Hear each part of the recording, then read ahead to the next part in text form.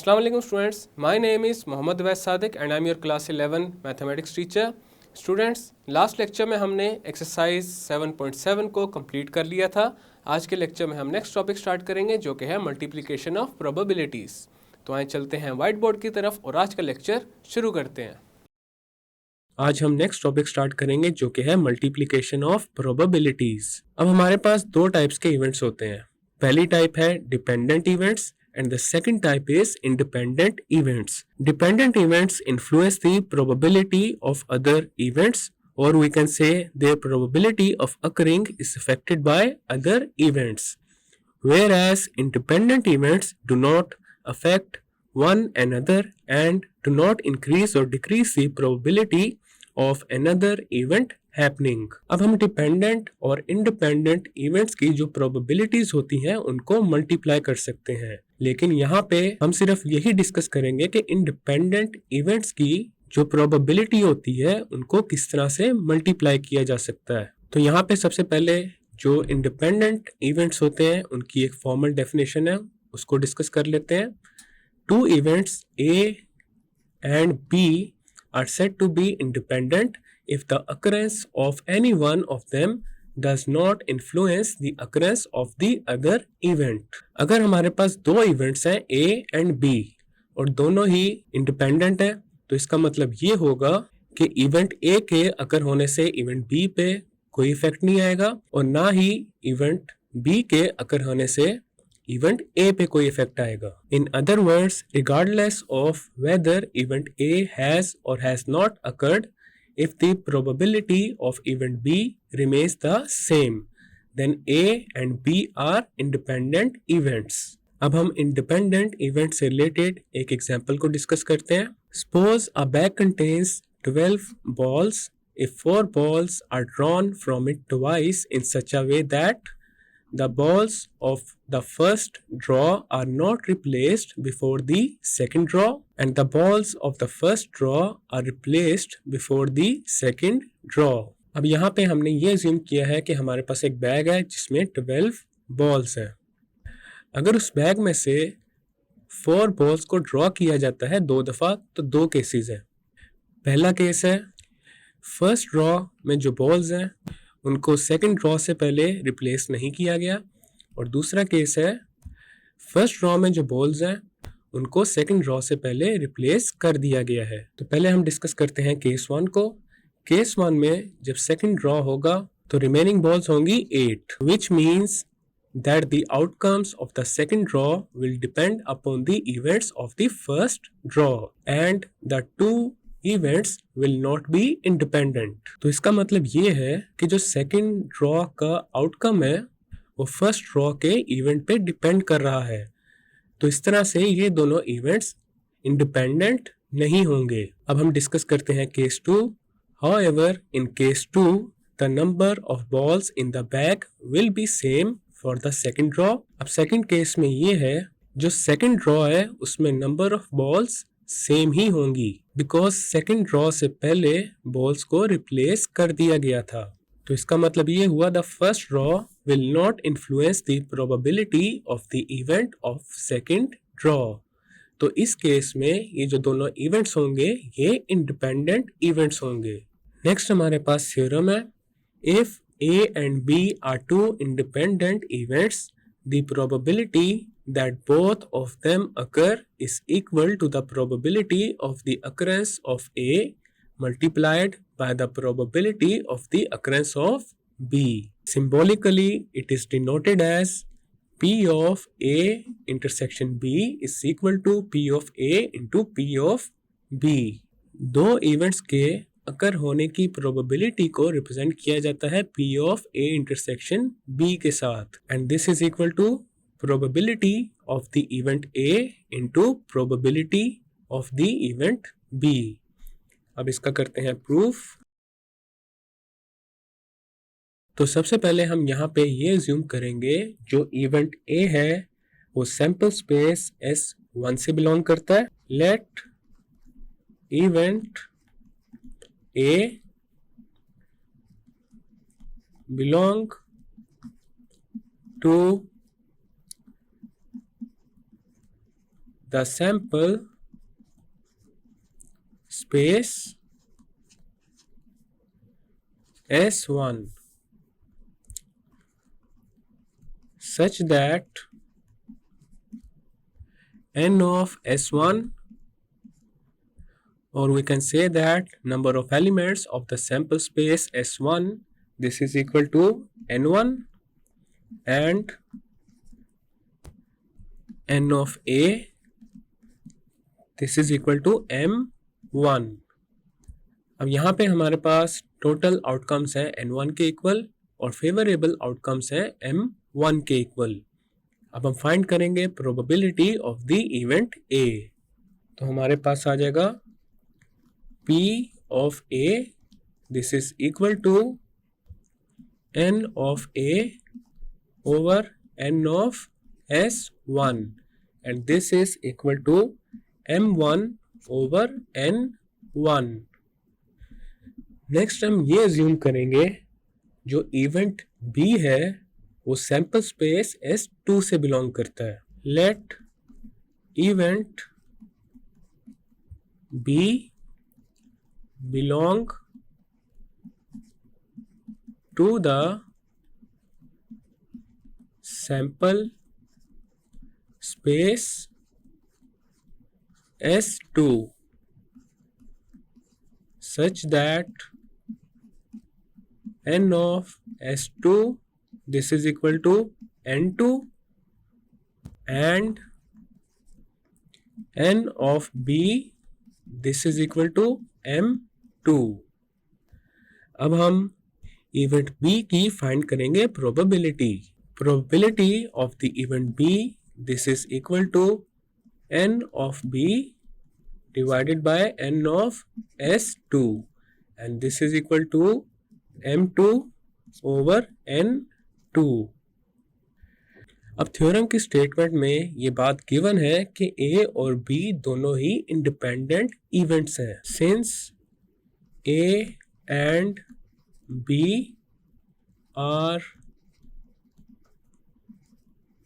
independent events, तो A और B के जो कंबाइंड आउटकम्स होंगे वो होंगे n1 इंटू n2 के इक्वल, और we can say the combined possible outcomes of A and B would be equal to n1 into n2. So total number of combined outcomes of A and B, this is equal to n1 into n2, और जो A और B के favourable outcomes होंगे वो होंगे m1 into m2 के equal, and total number of favorable outcomes of A and B, this is equal to m1 into m2. So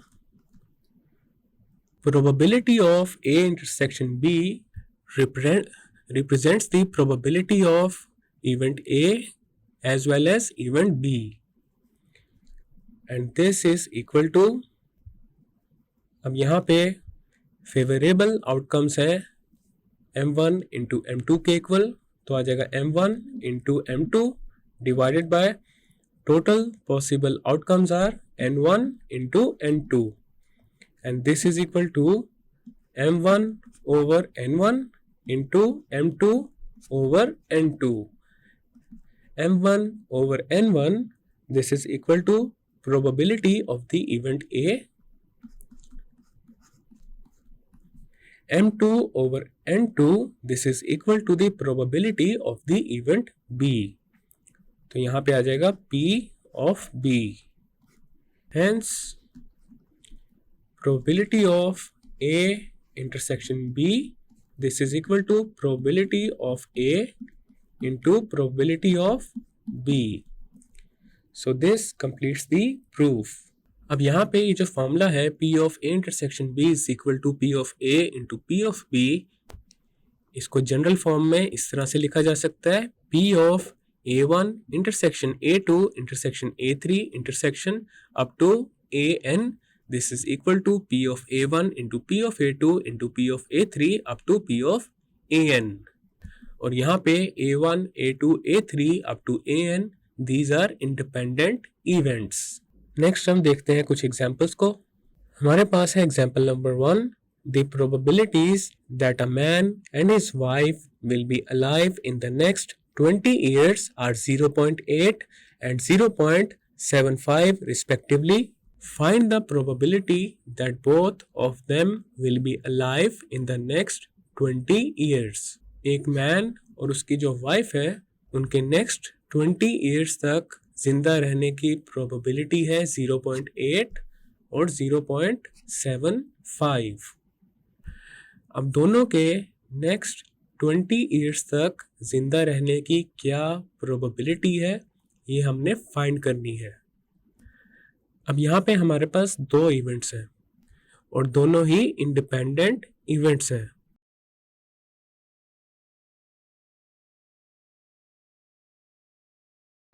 If P of A is the probability that the man will be alive in 20 years and P of B is the probability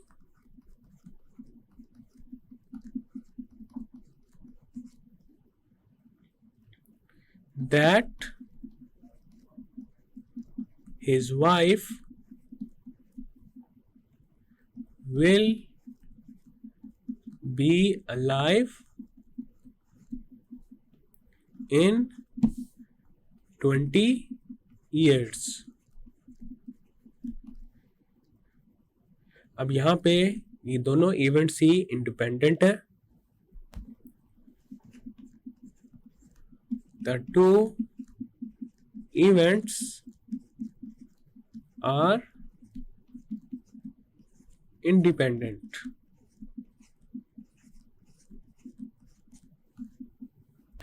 और इसकी reason ये है कि जो man है उसके ज़िंदा रहने की जो प्रोबेबिलिटी है उससे वाइफ के ज़िंदा रहने की प्रोबेबिलिटी पे किसी किस्म का इफ़ेक्ट नहीं पड़ रहा. That's why both of these events are independent. Probability of A, this is equal to 0.8 and P of B, this is equal to 0.75. अब हमने दोनों इवेंट्स की कंबाइंड प्रोबेबिलिटी फाइंड करनी है. The probability that both man and wife will be alive in 20 years is given by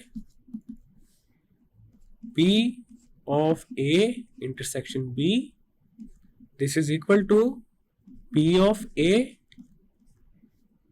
into P of B, and this is equal to 0.8 into 0.75. So this is equal to 0.6. So this is our final and required result. Next है हमारे पास example number 2. 2 dice are thrown. E1 is the event that the sum of their dots is an odd number, and E2 is the event that 1 is the dot on the top of the first die. Show that probability of E1 intersection E2 is equal to probability of E1 into probability of E2. अब इसका solution करते हैं। सबसे पहले तो यहाँ पे हम बनाएंगे sample space.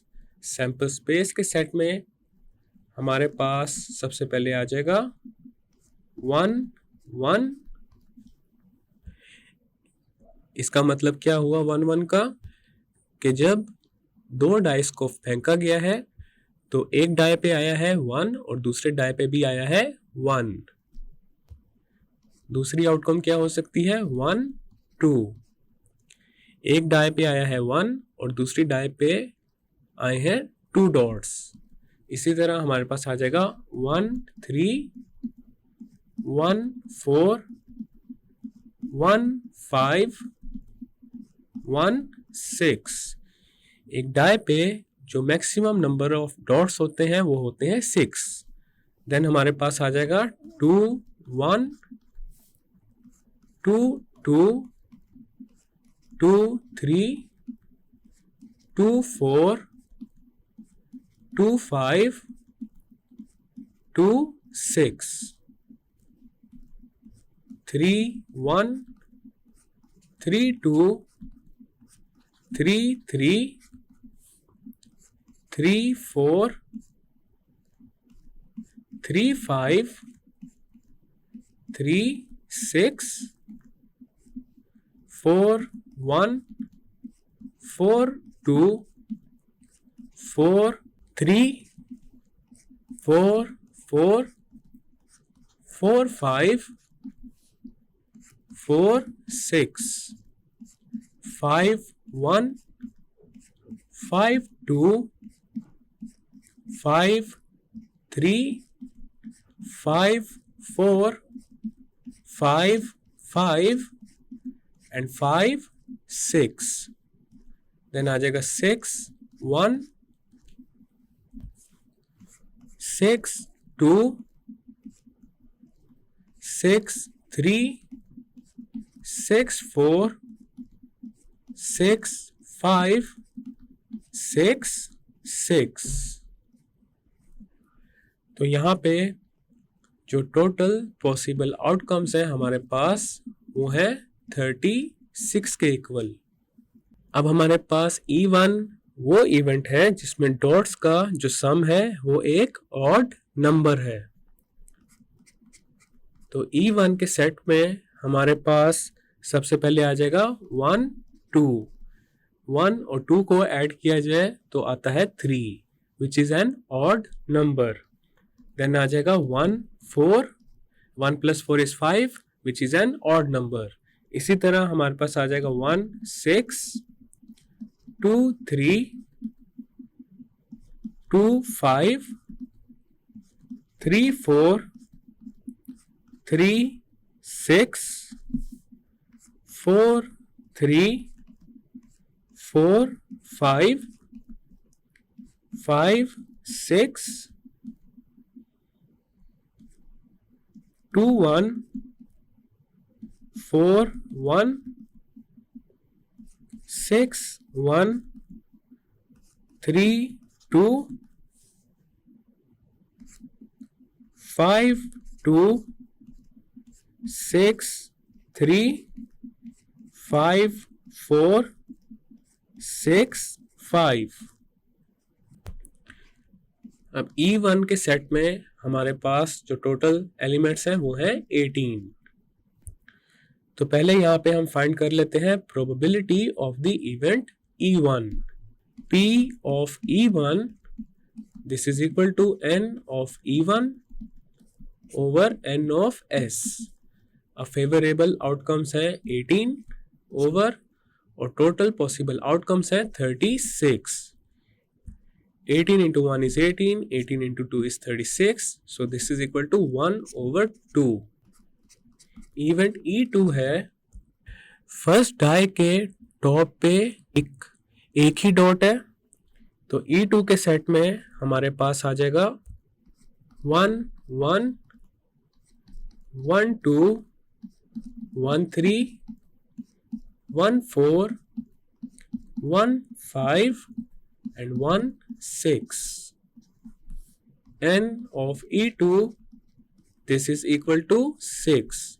So probability of event E2, this is equal to N of E2 over N of S, and this is equal to 6 over 36. 6 into 1 is 6 and 6 into 6 is 36. तो इवेंट E2 की probability आ जाएगी 1/6. अब हमारे पास ये दोनों जो events हैं दोनों ही इंडिपेंडेंट है. E1 and E2 are independent, so P of E1 into P of E2, this is equal to 1/2 into 1/6 and this is equal to 1/12.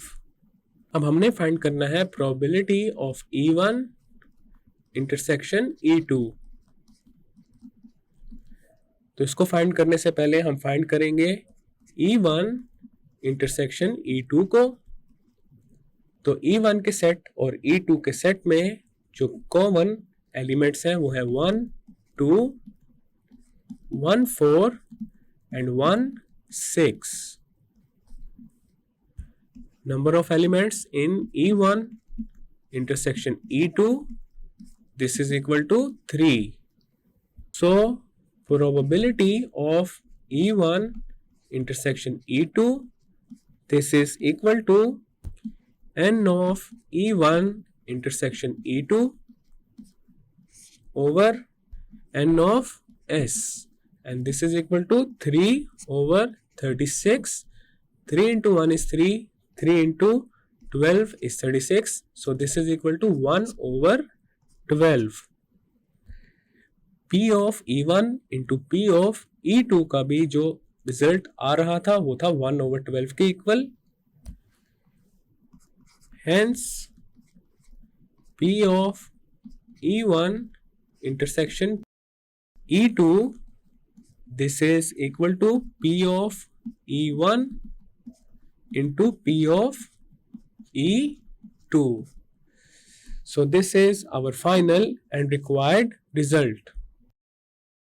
Students, आज के लेक्चर में हमने ये डिस्कस किया है कि प्रोबेबिलिटीज़ को किस तरह से मल्टीप्लाई किया जा सकता है, और इसके अलावा हमने मल्टीप्लिकेशन ऑफ प्रोबेबिलिटी से रिलेटेड कुछ एग्जांपल्स को भी सॉल्व किया है.